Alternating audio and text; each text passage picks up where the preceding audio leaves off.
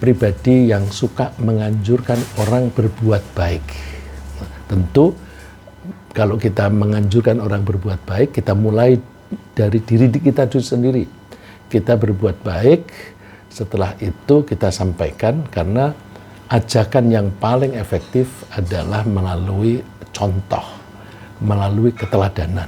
Ya, kita bina dulu diri kita supaya layak menjadi contoh yang ditiru oleh orang lain. Nah, salah satu kepribadian itu adalah suka menganjurkan orang berbuat baik. Orang Islam yang menerapkan kepribadian seperti Nabi Muhammad SAW pasti tampil dengan kepribadian yang menyenangkan.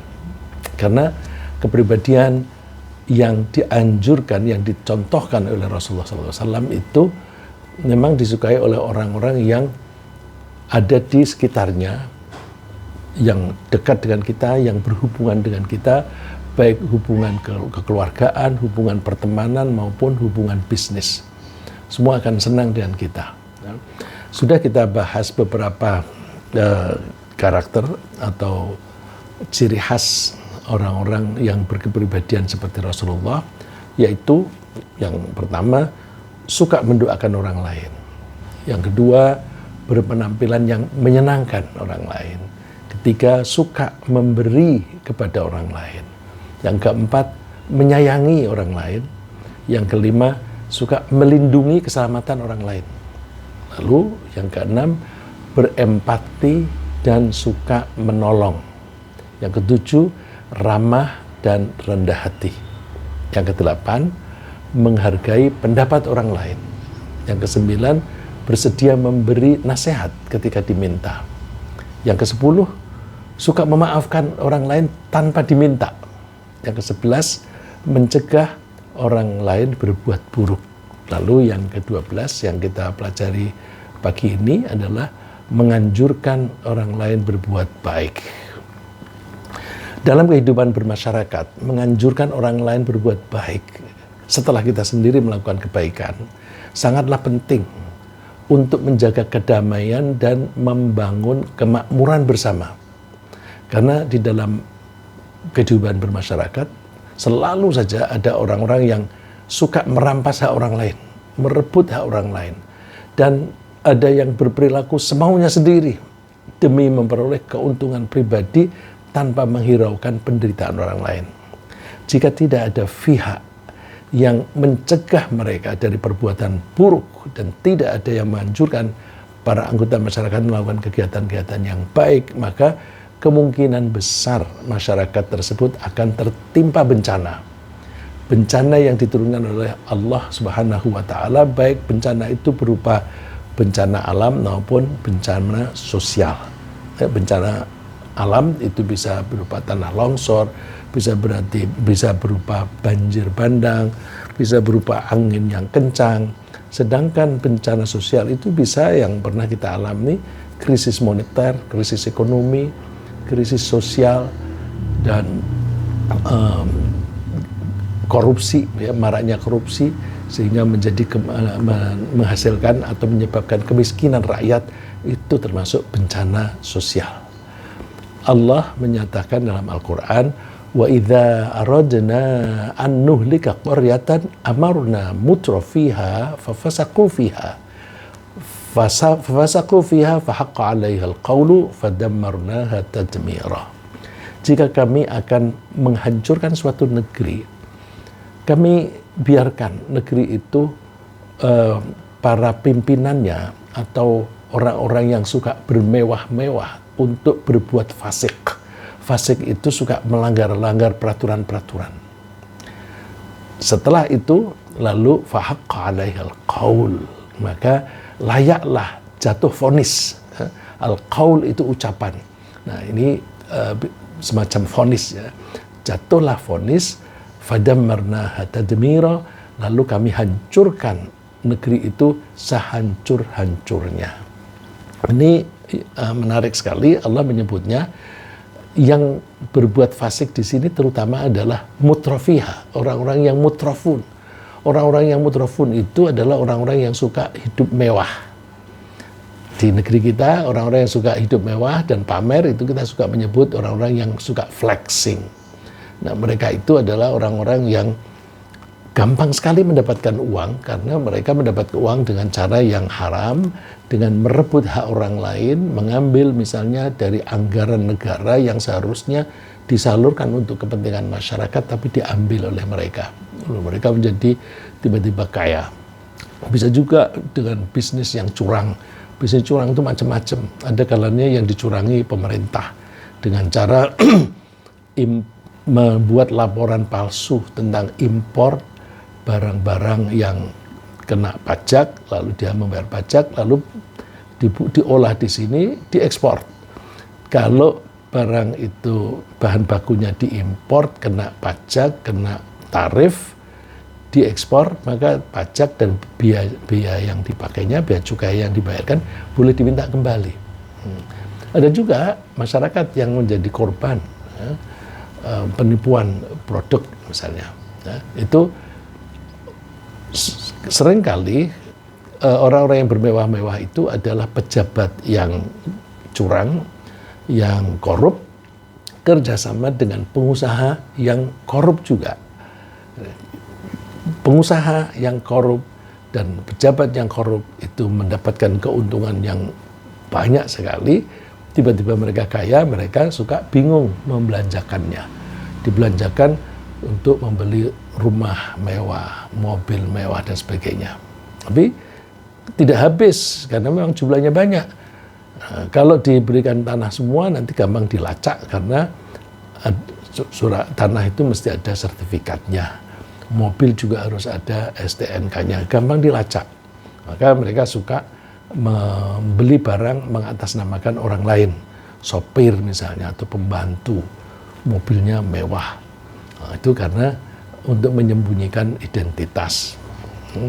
Terus masih juga duitnya berlimpah. Untuk apa ini? Beli barang yang tidak bisa dilacak, yaitu barang-barang mewah semacam arloji yang harganya miliaran, baju pun yang harganya ratusan juta, tas juga demikian. Nah, itu lalu terus orang-orang melihat flexing. Nah, orang-orang yang bermewah-mewah semacam itu, kalau mereka berbuat semena-mena, maka jatuhlah vonis Allah. Lalu Allah menghancurkan kita. Nah, kita lihat fenomena yang ada itu arahnya ke sana. Korupsi merajalela di negeri kita, barusan ditangkap, sehingga ada pejabat lembaga ini dan pejabat lembaga itu yang ditangkap, yang kemudian orang menafsirkan, wah ini berantem ini. Ya, malah ada yang mengatakan, tokoh yang mengatakan bahwa ini biarkan saja setan lawan setan. Nah, kalau kita suka berdoa, ya, terutama anak-anak yang suka bersolawat dengan lagu-lagu, asyghilidz zalimin bidzalimin, asyghilidz zalimin bidzalimin, ya Allah, sibukkanlah orang yang zalim dengan orang sama-sama zalim, gitu. Jadi orang-orang sama-sama zalim, mereka bersaing, lalu terus mereka berantem. Nah, mudah-mudahan negeri kita makin hari makin baik. Nah, salah satu cara membenahi itu adalah kita amar ma'ruf nahi mungkar. Nahi mungkar sudah kita bahas pada pertemuan yang lalu, dan kali ini kita membahas amar ma'ruf. Kalau nahi mungkar itu mencegah jangan sampai terjadi kerusakan, karena semua perbuatan buruk, kemungkaran, itu menyebabkan kerusakan atau kerugian. Itu kita hindari dengan nahi mungkar. Sedangkan amar ma'ruf itu hasilnya adalah perbaikan, ya, kesejahteraan menjadi makin baik, makin sehat dan sebagainya. Nah, kalau kita itu makin baik perilaku kita, makin ma'ruf perilaku kita, maka insya Allah kita makin hari makin sejahtera, ya, makin sejahtera. Jadi nahi mungkar itu menghilangkan penderitaan, menghilangkan kerusakan, menghilangkan kerugian. Lalu amar ma'ruf itu untuk meningkatkan kesejahteraan. Itu hasilnya. Dan kalau kita mau berperilaku baik, kita sendiri berperilaku baik dan kita mengajak orang lain berbuat baik, maka Allah menjamin tidak akan menghancurkan negeri kita. Allah berfirman, "Wa ma kana rabbuka liyuhlikal qura bidzulmi wa ahluha muslihun." Tuhanmu itu tidak akan menghancurkan suatu negeri dengan cara yang zalim, sedangkan penduduknya itu selalu berbuat baik. Jadi kalau kita mau menggalakkan, ayo kita orang bangsa Indonesia berbuat baik, singkirkan kejahatan-kejahatan, maka insya Allah Allah tidak akan menghancurkan kita. Maka itu kita harapkan hasil di dunia. Di akhirat tentu mudah-mudahan kita mendapatkan ampunan dari Allah dan diselamatkan dari neraka, lalu dimasukkan ke dalam surga. Lalu pertanyaannya, kebaikan apa saja yang harus kita anjurkan kepada masyarakat? Kebaikan yang paling penting dan harus kita prioritaskan adalah kebaikan mengenai hubungan antara kita dan Allah. Jadi kebaikan itu ada kaitannya dengan relationship, hubungan. Terutama yang paling pokok adalah hubungan antara kita dan Tuhan kita. Karena Tuhan kita adalah yang menciptakan kita, yang mengatur kita, yang memberi rezeki kita. Maka kita harus berbaik-baik dengan yang menciptakan kita.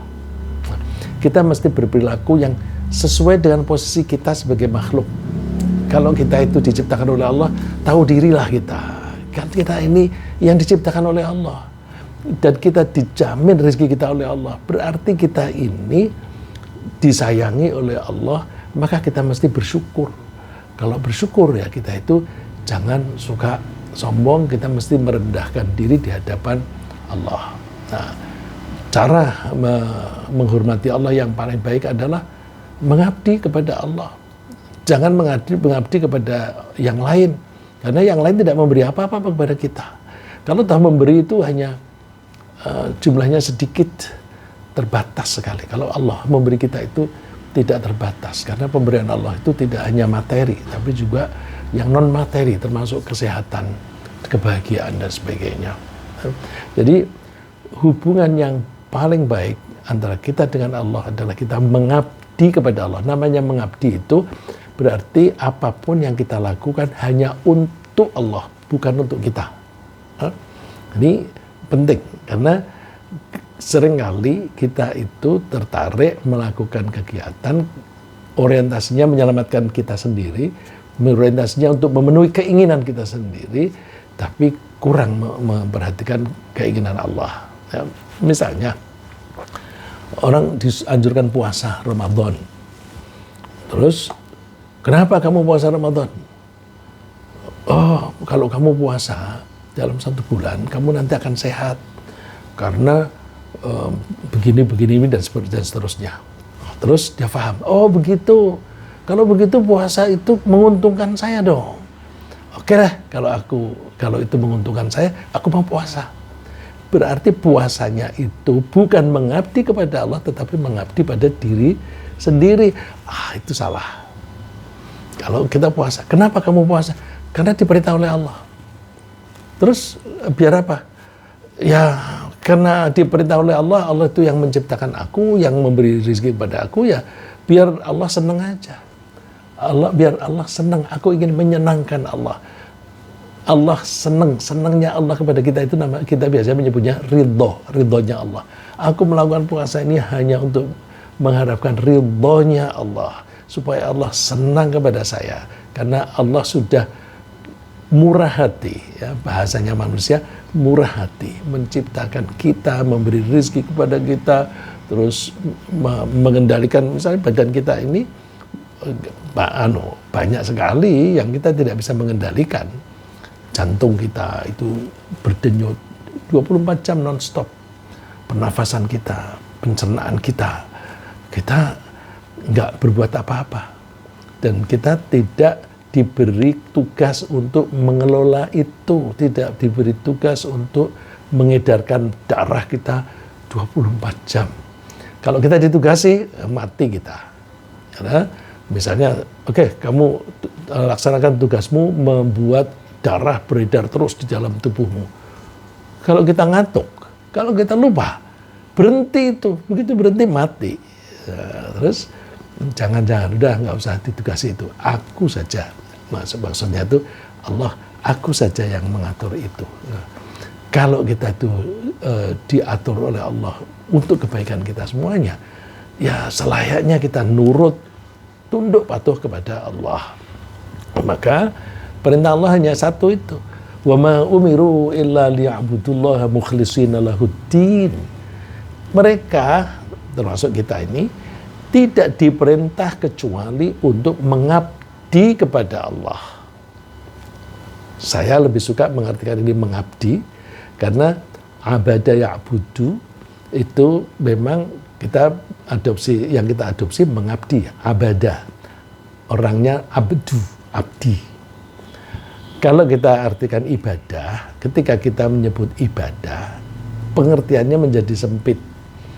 Ibadah itu kita menyebutnya kegiatan ritual yang berkaitan dengan Allah. Sholat, pergi haji, itu ritual, ibadah haji.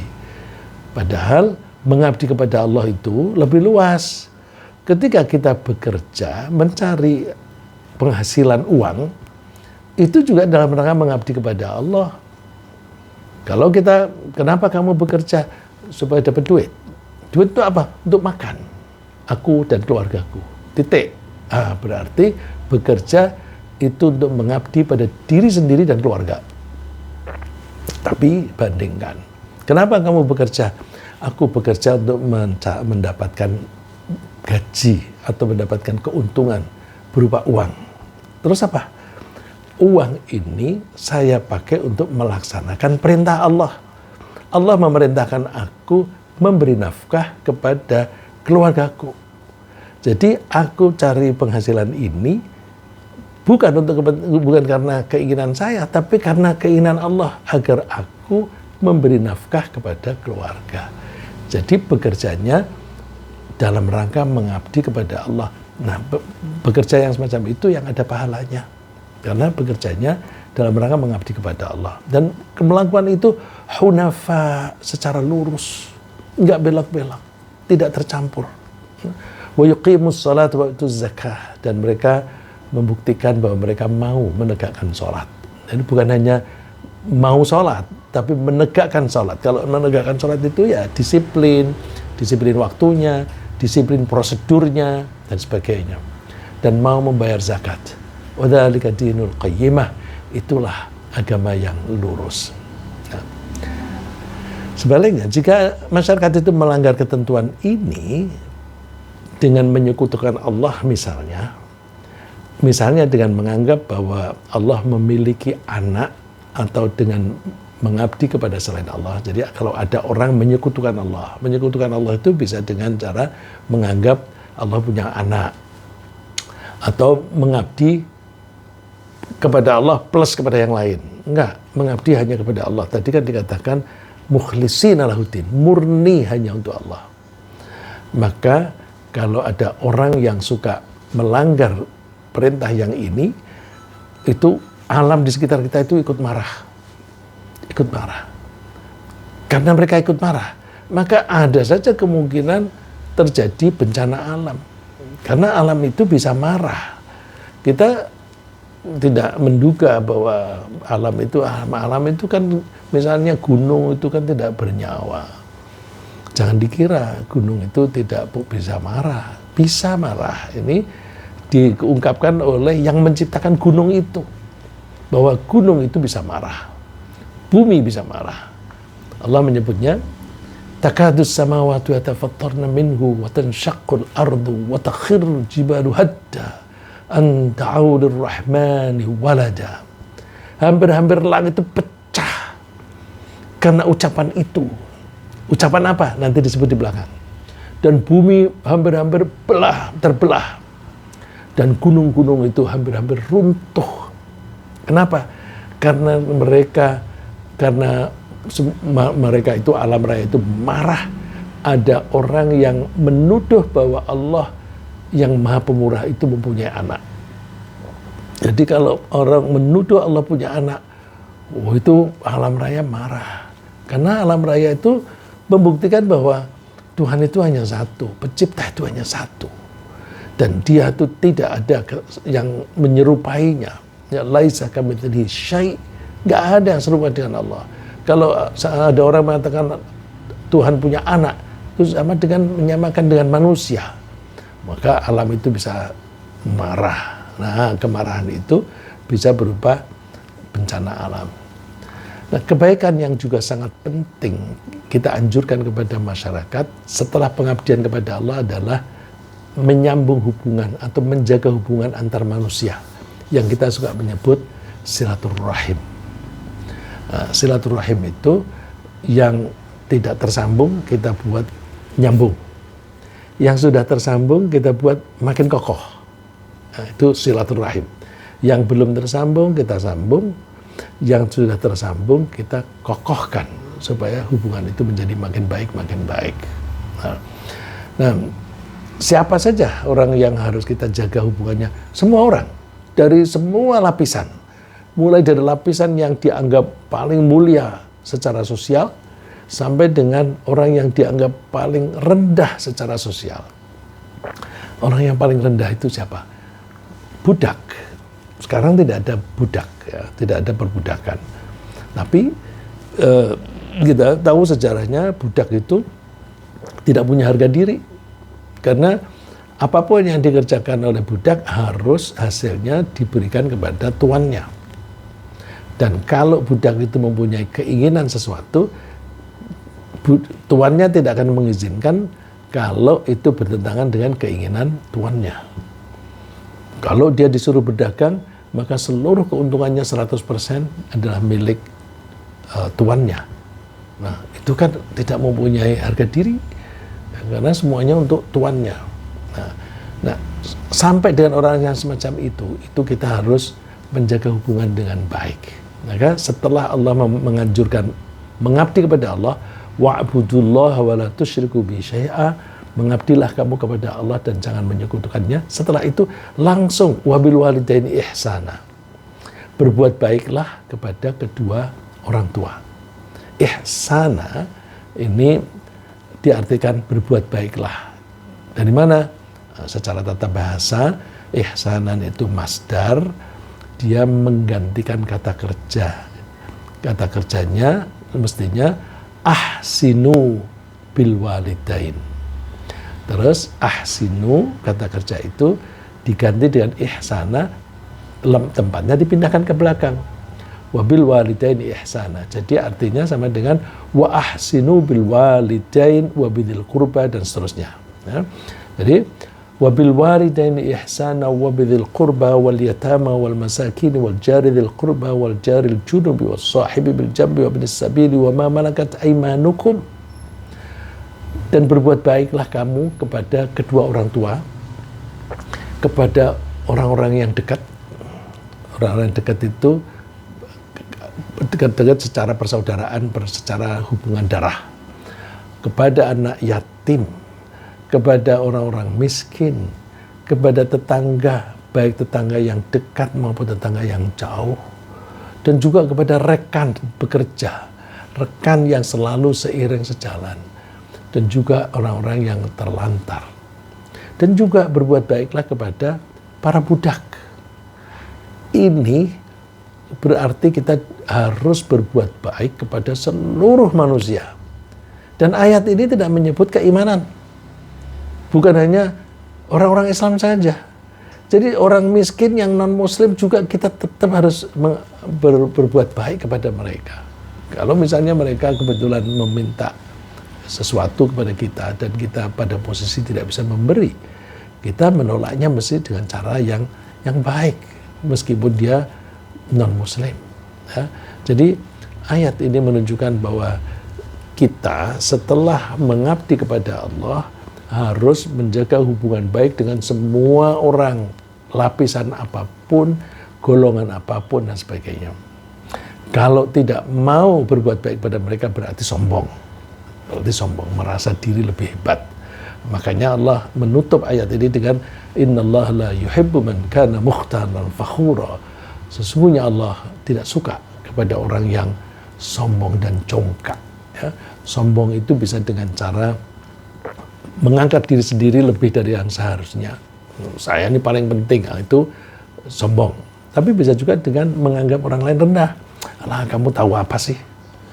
Alah, kamu tidak punya jabatan, kapasitasmu apa? Nah, itu merendahkan orang lain. Jadi sombong bisa mengangkat diri sendiri lebih dari yang semestinya, bisa merendahkan orang lain. Itu namanya mukhtal dan fakhur, dua-duanya dilarang. Begitu pentingnya menjaga hubungan baik antar manusia. Allah tuh mengancam akan mempercepat hukuman bagi siapapun yang memutus hubungan dengan orang lain. Ini memutus hubungan dengan orang lain itu hukumannya dibuat instan. Instan artinya tuh di dunia ini langsung dijatuhkan. Kalau misalnya orang maki-maki orang lain. Maki-maki itu kan membuat orang lain tidak suka. Nah, itu berarti memutus hubungan. Nah, ketika orang dimaki-maki, dia bisa marah.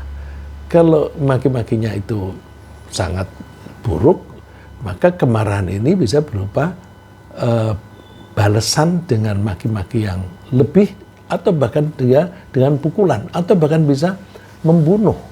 Ya. Jadi hukuman itu instan di dunia. Misalnya Amerika, ada negara yang tidak mengancam apa-apa, pimpinannya dibunuh semuanya.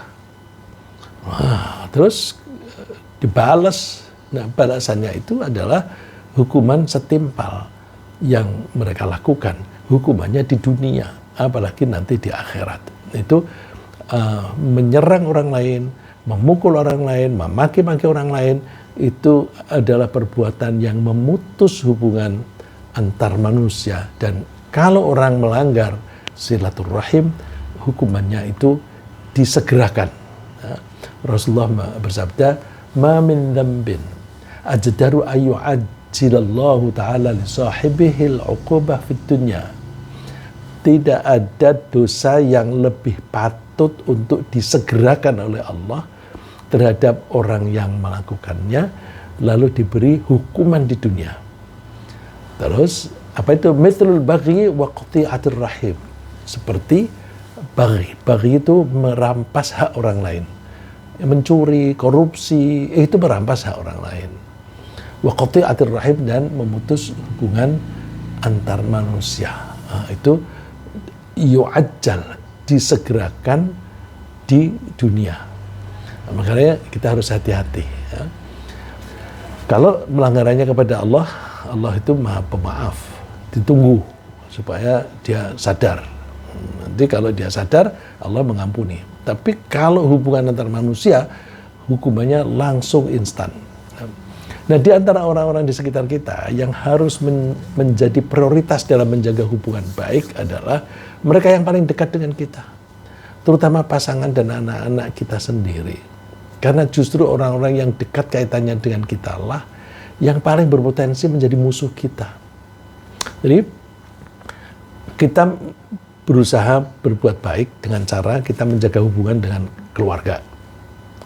Terus kita juga menganjurkan orang lain berbuat yang serupa, berhubungan baik dengan keluarga. Nah, tentu prioritasnya adalah di dalam internal kita sendiri. Nah, internal itu mulai dari kita berbuat baik, memperlakukan orang lain dengan baik. Kemudian kita didik anak-anak dan istri atau suami kita supaya berbuat baik. Jadi antara lain supaya sopan, supaya omongannya itu tidak menyakiti hati orang lain. Kalau diberi mesti berterima kasih dan sebagainya. Itu kita didik. Nah, mendidik itu sama dengan amar ma'ruf. Ya, amar ma'ruf yang lebih intensif dibanding dengan hanya ngomong saja. Tapi kalau mendidik itu tidak hanya ngomong tapi sambil memberi contoh. Nah, itu jadi amar ma'ruf itu terutama saya ulang, hubungan kita dengan Allah, kemudian hubungan kita antar manusia. Nah, di antara hubungan antar manusia itu yang paling penting adalah lingkup yang kecil, yaitu keluarga kecil, ya, keluarga inti. Karena apa? Justru orang-orang ini itu yang paling berpotensi untuk menjadi musuh. Coba aja, kalau ada kejahatan misalnya seseorang mati terbunuh. Polisi kalau nyelidiki siapa dulu? Orang dekat dulu. Siapa suaminya, siapa istrinya, siapa anaknya, siapa bapaknya, dan sebagainya. Karena bisa jadi pembunuhan itu dilakukan oleh saudara kandung sendiri. Kenapa? Karena dengki. Ya. Pembunuhan itu lebih banyak dilakukan oleh orang karena dengki, karena sakit hati, karena dihinakan dan sebagainya. Itu yang paling banyak. Pembunuhan yang bukan karena dendam, bukan karena sakit hati, itu biasanya pembunuhan hanya sebagai alat, ya, seperti perampok. Perampok itu kalau mereka itu tidak dihalang-halangi, dikasihkan saja, tidak akan membunuh. Tapi kalau dihalang-halangi, mereka berusaha membunuh. Jadi pembunuhan itu hanya sebagai alat. Nah, itu lebih kecil. Yang lebih banyak itu dilakukan oleh orang-orang dekat. Ya. Bisa oleh pacarnya, oleh teman sekolahnya, dan sebagainya. Nah, itu maka kita diwanti-wanti oleh Allah, hati-hati ya dalam mengelola keluarga. Ya ayyuhalladzina amanu inna min azwajikum wa auladikum aduwwan lakum. Hai orang yang beriman, di antara pasanganmu, suami atau istri, dan juga di antara anak-anakmu sendiri, ada yang menjadi musuh bagi kamu. Menjadi musuh kalau mereka diperlakukan dengan tidak baik. Lalu perintah Allah apa? Fahdharuhum. Suruhlah mereka itu, maka kalian harus hati-hati supaya kalian itu berbuat baik kepada mereka, jangan berbuat buruk. Jadi suruh berhati-hati, ya, fahdharuhum, berhati-hatilah kamu dalam bergaul dengan orang-orang yang dekat di dalam kekeluargaan. Terus Allah ngasih saran, kalau kamu kepingin menjaga hubungan itu tetap baik, caranya kalian pemaaf, lapang dada. Wa in ta'fu wa tasfahu wa taghfiru fa innallaha ghafurur rahim. Kalau kamu mau memaafkan, mau berlapang dada, mau mengampuni orang-orang yang berbuat salah kepada kamu, maka Allah akan mengampuni kamu dan juga akan merahmati kamu. Ya. Jadi jangan kita itu saling bermusuhan, tapi kita saling memaafkan. Orang itu bisa berbuat salah seringkali karena tidak tahu, ya. Karena tidak tahu. Atau kalau misalnya orang berbuat salah tahu, karena dia diperlakukan dengan cara yang tidak baik. Ya, jadi dia ingin membalas. Oleh karena itu kita harus hati-hati. Kalau keluarga itu kita perlakukan dengan baik, maka mereka akan membalas kita dengan perlakuan yang baik. Kalau kita memperlakukan mereka dengan tidak baik, ya mereka akan balas. Nah, anjuran untuk melakukan kebaikan itu juga dianjurkan kepada para pengambil keputusan. Jadi kita memberi saran, memberi nasihat kepada keluarga kita dulu yang sempit. Terus ada yang penting lagi, orang-orang yang mengambil keputusan. Orang yang mengambil keputusan itu siapa? Ya orang yang mempunyai kekuasaan politik, presiden, menteri, anggota DPR, jaksa, polisi. Nah, itu adalah orang-orang yang mengambil keputusan untuk kepentingan rakyat.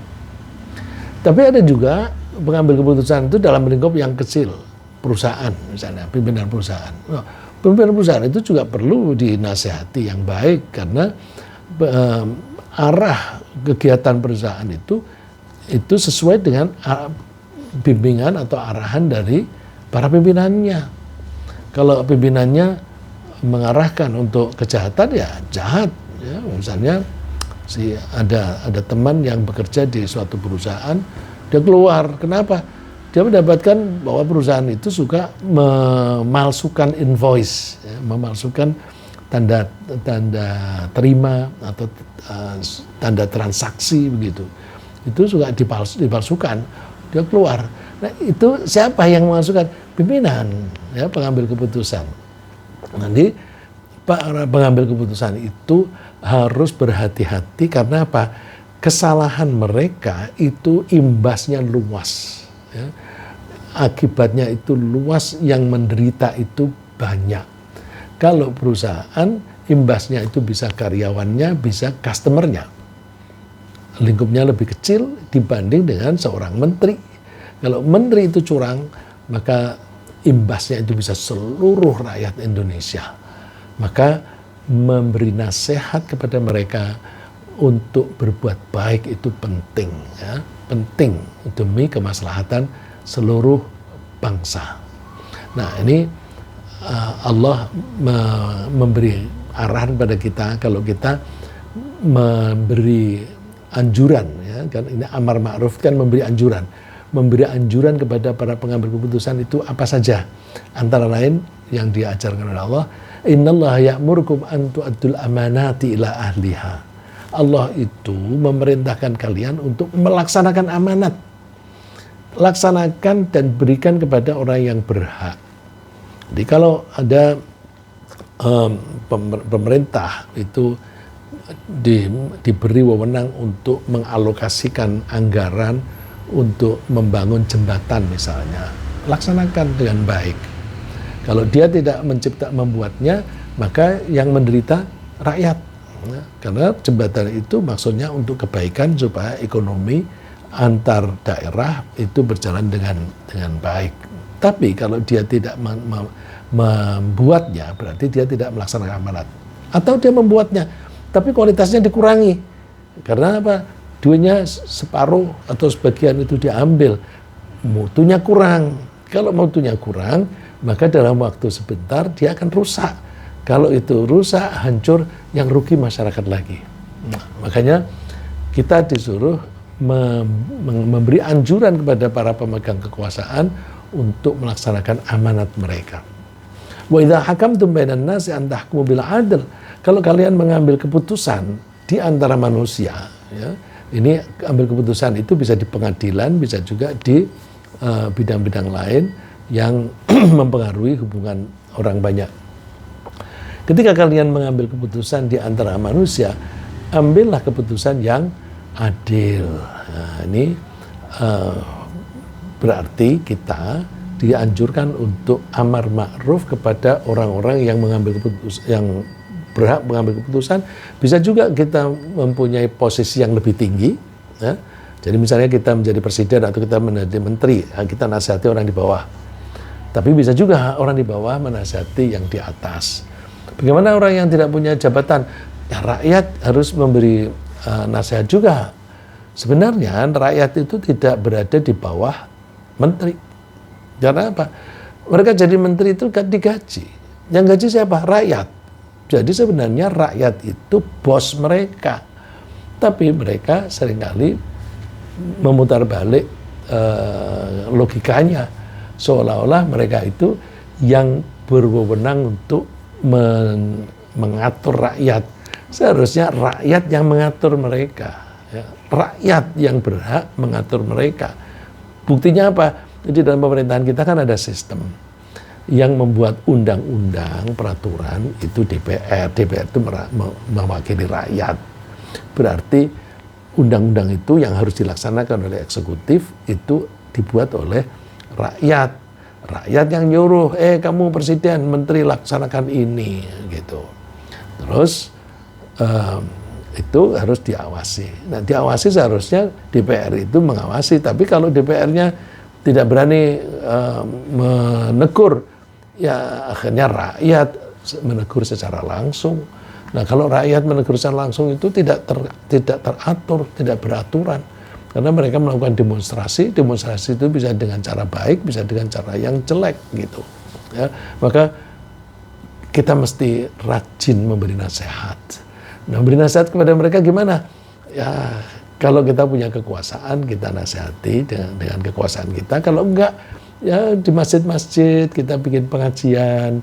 Yang pengajian itu menganjurkan mereka untuk melakukan kebaikan, gitu, ya, dan sebagainya. Nah, di samping menganjurkan para pengambil keputusan untuk melaksanakan amanah atau kepercayaan, melaksanakan dengan baik, dan untuk mengambil keputusan secara adil, kita juga diharapkan menganjurkan mereka untuk memperlakukan orang-orang yang lemah dengan baik. Jadi, kepada atasan, kepada orang yang mengambil keputusan, kita nasihati supaya melaksanakan amanah dengan baik dan supaya adil. Kepada orang yang di bawah, kita mesti memperlakukan mereka tuh dengan lemah lembut, dengan baik. Terus kemudian kitanya mengambil keputusan yang meringankan kepada mereka, ya. Dan sekaligus memperkecil kemungkinan terjadinya kejahatan.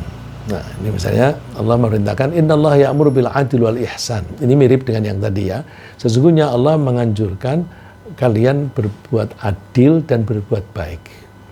Wa ita'idzil qurba, dan memberi sedekah kepada orang-orang yang dekat. Wa yanha 'anil fahsya'i wal munkar, dan mencegah mereka berbuat buruk, berbuat kejahatan, wal bagh, dan mencegah mereka melakukan pelanggaran atas peraturan-peraturan.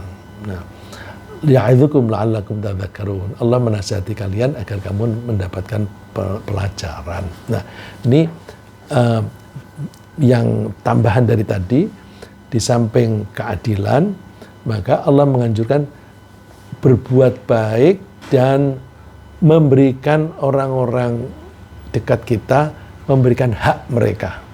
Jadi kalau orang-orang yang lemah itu mempunyai hak, ya kita sendiri melakukannya kebaikan itu. Tapi kalau ada orang lain tidak melakukan, kita menganjurkan kasih dong haknya. Ya misalnya yang seringkali kalau dalam keluarga itu warisan itu dikuasai oleh kakak yang paling tua, atau bahkan dikuasai oleh ibunya sendiri. Nah, itu mesti kita menganjurkan supaya hak mereka diberikan, ya. Diberikan secara adil dan memperlakukan mereka dengan baik. Ya, kadang-kadang kakak yang seringkali ya, kakak yang menguasai kekayaan dari orang tua itu tidak ingin adik-adiknya minta haknya. Nah, terus caranya gimana? Dibuat nggak suka berhubungan dengan dia. Ya, supaya tidak suka gimana? Setiap kali datang dimarahin. Setiap kali datang dimarahin.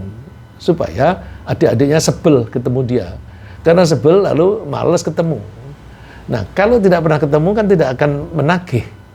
Tapi kalau sering ketemu, deket, nanti nagih, Kak, ini bagi dong Kak, gitu. Tapi kalau malas ketemu, berarti tidak akan pernah menagih. Nah, ini salah satu ciri khas kakak yang menguasai kekayaan orang tua, tidak memberikan kepada adik-adiknya, itu kelakuannya seperti itu. Nah, kita menganjurkan kepada mereka untuk cobalah penuhi hak mereka.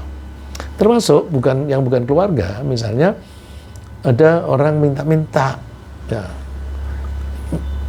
Mohon maaf saya tadi mengalami minta-minta. Orang yang minta itu bisa dibedakan antara minta dan minta-minta. Ya.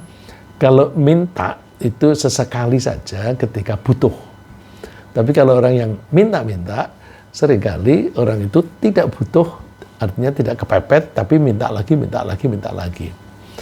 Kalau kepada orang yang minta, kita itu dianjurkan untuk beri saja. Karena orang yang tidak pernah meminta, kemudian suatu saat meminta, itu karena dia kepepet. Nah, orang yang kepepet begitu, itu layak ditolong. Karena apa? Kalau tidak ditolong, kasihan, dia tidak bisa makan. Nah, kalau dia tidak bisa makan, dia bisa mencari ide bagaimana supaya bisa dapat, karena minta nggak dikasih, utang nggak dikasih, lalu caranya mencuri, merampok, kejahatan. Jadi kalau ada orang yang minta karena kepepet, kalau tidak ditolong, maka mereka bisa melakukan kejahatan. Jadi memberi mereka itu sekaligus mencegah jangan sampai terjadi kejahatan. Di samping itu Allah menyebut wa fi amwalihim haqqul lisail. Di dalam harta mereka itu ada hak yang seharusnya dimiliki oleh orang yang minta. Orang yang minta itu kan biasanya miskin kan. Nah, kita itu berhutang budi kepada orang-orang miskin. Coba kalau negara semuanya kaya, ekonomi nggak jalan. Atau sebaliknya kalau di suatu negara semua orang miskin, ekonomi nggak jalan.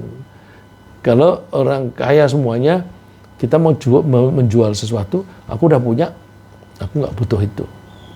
Kalau orang miskin semua, mereka nggak punya, tapi kita menjual sesuatu, aku nggak bisa bayar, nggak laku, nggak jalan. Maka memang harus ada di dalam masyarakat itu, ada yang kaya, ada yang miskin. Nah, mana yang paling berjasa? Justru orang yang miskin itu yang banyak jasanya. Ya, kita misalnya, kita bisa makan nasi. Nasi itu ditanam oleh para petani. Petani yang menanam, yang menggemburkan tanah, kemudian yang menancapkan benih dan sebagainya, itu buruh-buruh tani yang miskin, yang punya sawah nggak mau ngerjakan sendiri, bayar saja. Jadi padi atau nasi yang kita konsumsi itu adalah hasil dari jasa orang-orang miskin. Padi itu tidak bisa sampai ke kita di Jakarta kalau tidak diangkut dengan truk. Maka truk itu harus ada yang nyopir, ada keneknya, ada kulinya, itu orang-orang miskin. Jadi kita banyak berhutang budi kepada orang miskin. Karena kita berhutang budi, ya kita harus balas budi. Buktinya apa? Wujudnya apa? Zakat, sedekah. Nah, jadi dalam harta kita itu, seberapapun yang kita miliki, itu ada andilnya orang-orang miskin. Cuma kalau kita mau makan, waduh, aku mau terima kasih pada orang yang menanam padinya ini. Kita cari, kita nggak tahu ini padinya ini dari Cianjur atau dari Kediri atau dari mana, nggak tahu. Nah, terus Allah memberikan saran yang gampang. Udahlah, orang miskin yang di sekitarmu aja. Jadi orang kaya di suatu tempat melayani atau memberikan haknya kepada orang-orang miskin di sekitar. Nah, itu kalau itu semuanya melaksanakan dengan baik, maka hubungan antara manusia itu akan menjadi baik. Nah, jadi kita harus berbuat baik kepada siapapun yang dekat dengan kita, termasuk orang-orang yang miskin. Di bidang bisnis, kita juga diharapkan menganjurkan masyarakat untuk melaksanakan transaksi atau akad dengan baik, tanpa mengurangi hak orang lain. Baik mereka itu bertindak sebagai penjual, pembeli, atau pemodal. Allah menganjurkan wa'aufu bil ahd. Penuhilah janji. Ahd, janji itu termasuk transaksi. Innal ahda kana mas'ulan. Semua janji itu akan diminta pertanggungjawaban. Wa'uful kaila idza kiltum. Ketika kamu menimbang, ketika kamu menakar penjualanmu, beras misalnya, itu suka ditakar 1 liter, penuhi, jangan kamu kurangi. Ya, kita lihat orang yang menakar dengan literan itu suka lebihin sedikit. Tapi kalau yang curang suka pakai tangan. Nah, tangan ini kan ada lekuknya yang menjorok. Kalau pakai tangan itu bisa kurang dari 1 liter. Wazinu bil qisṭasil mustaqim. Dan kalau kamu menimbang daganganmu, timbanglah dengan tepat, yang lurus. Jadi kita juga dianjurkan untuk amar ma'ruf kepada para pedagang, para pelaku bisnis.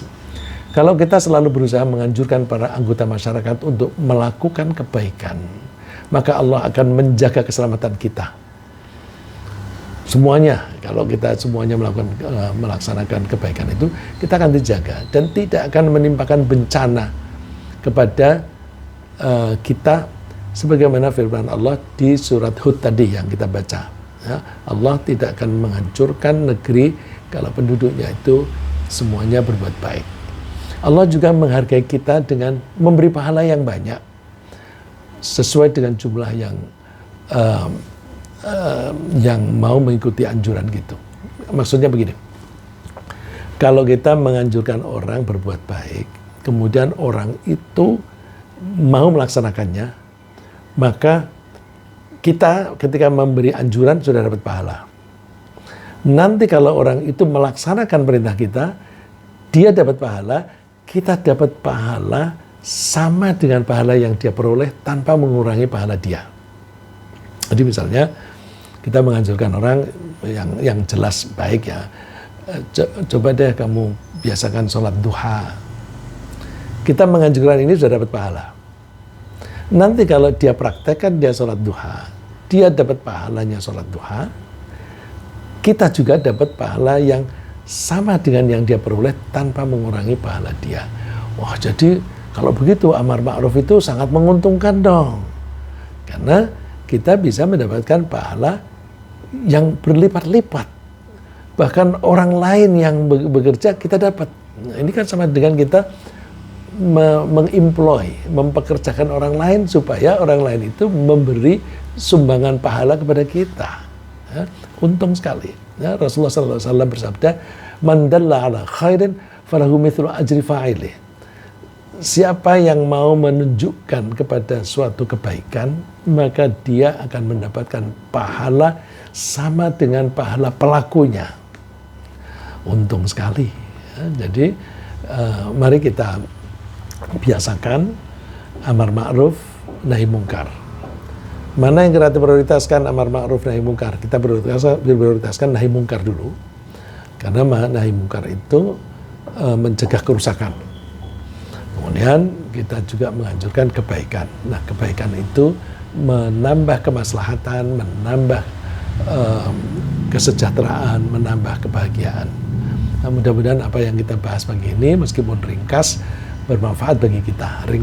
Singkatnya apa yang kita bahas pagi ini adalah bahwa Allah menghancurkan negeri yang durhaka dan menjaga negeri Allah menghancurkan negeri yang durhaka dan Allah menjaga negeri yang baik, yang orangnya berbuat baik. Anjuran kebaikan ditekankan pada pengabdian kepada Allah dan menjaga hubungan antar manusia. Agar masyarakat hidup damai, para anggotanya dianjurkan melaksanakan amanah, berperilaku adil, dan menghormati hak orang lain. Orang yang menganjurkan kebaikan akan memperoleh tambahan pahala dari orang yang mengikutinya. Semoga Allah menjadikan kita sebagai masyarakat yang saling menganjurkan dalam kebaikan, sebagaimana firman Allah, wa tawassaw bil haqqi wa tawassaw bis sabr.